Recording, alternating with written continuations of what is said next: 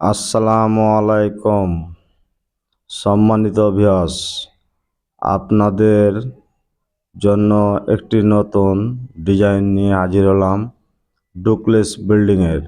আপনারা ধৈর্য সহকারে ভিডিওটি দেখবেন, ভালো লাগলে একটি লাইক দিবেন, শেয়ার করবেন। এমন ডিজাইন মানুষের সামনে পৌঁছে দেওয়ার জন্য অসংখ্য ধন্যবাদ আপনাদেরকে।